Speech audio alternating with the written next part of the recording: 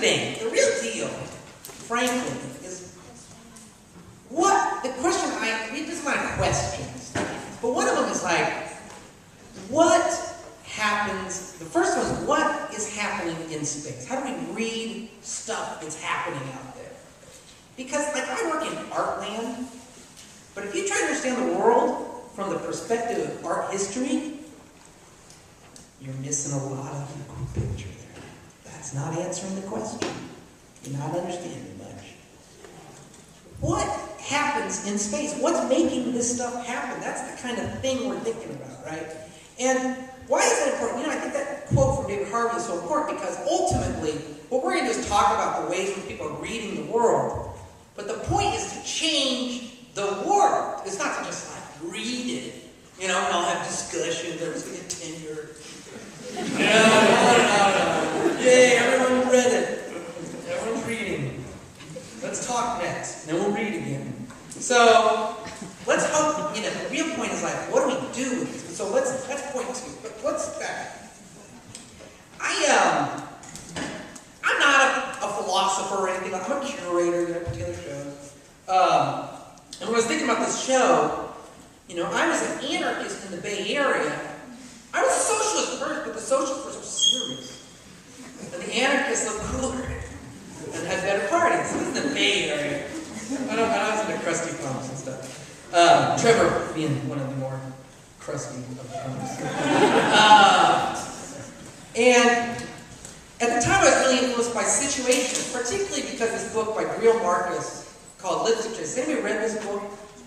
It's great, but it was all about punk rock, and I was really inspired by that. But then it dovetailed into situationism, and what really inspired me at that moment was philosophy felt real, because it dealt with culture and space. Culture and space, these two things. And whereas a lot of politics didn't make a lot of sense to me, my experiences in punk rock made a lot of sense to me. And that's called spectacle, in a sense. These conditions of cultural production made a lot of sense to me. And this phrase, which, when people say situations that's so 5 years ago, I hate that stuff. These are people that just operate in hipster land for too much of their life. Some ideas stick around because they're actually relevant, frankly. But this term psychogeography really stuck with me, and it's really a huge influence on the exhibition and the work of the artists in the show itself. And this term, psychogeography, what really stuck with me about it was, I often thought that, in fact, a lot of what situationism is a reaction against Freud, in so much as they were like, this map called The Naked City, where they tore apart Paris and put in different parts, and it was based on desire, and they shaped it up. This was their reaction to the surrealist exquisite corpse, right? Where someone would make a drawing and fold it, and then the next person make a drawing and fold it. And he was like, the surrealists are ridiculous. Guy Debord was like, the surrealists are ridiculous because they think infinity, the imagination, is in one's mind. We are not produced in our mind. We are produced by the spaces around us. You don't need to see a therapist. You need to see a city planner. Right? That's the difference. That's the difference. And basically, most of the art world's still seeing a therapist. Okay? What we need to do is see a city planner. And, the idea being that the production of space is, in fact, the production of us, people. So, Red, are we working together? Okay, I hope so. So, there's this sweet little moment, I'm hoping David Harvey can talk just a brief moment about, Henry Lefebvre, the father of this kind of postmodern geography movement, hung out with Guy Debord, this kind of beautiful little moments. I don't know what they talk about, but it seems very interesting that for me, the situations were a huge influence in my kind of thinking about contemporary, a lot of people, about space and spectacle, particularly of capitalism's relationship to culture and spectacle. And Lefebvre went on to influence people's ideas about the production of space, and capitalist production of space. So we have two things, culture producing space, space producing culture, and ultimately capital producing both. So it seems like culture and space are friends, and they have one nice enemy, capitalism. We see that in a nice battle today called gentrification, for example, where symbolic power and spatial power meet up in an annoying thing that makes everybody on the move. That is a real war. Now to the show.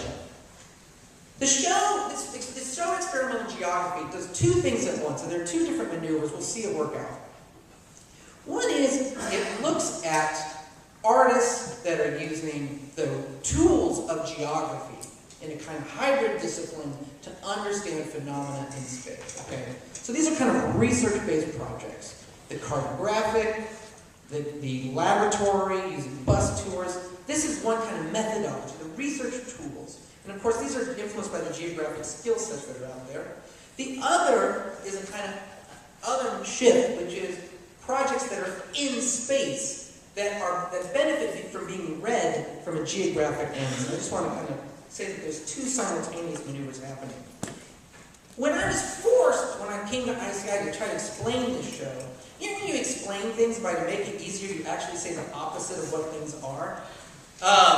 So I said that the show basically deals on two lines, which is the didactic and the poetic on one side, and then the geologic and the urban on another. You see this kind of quadrant?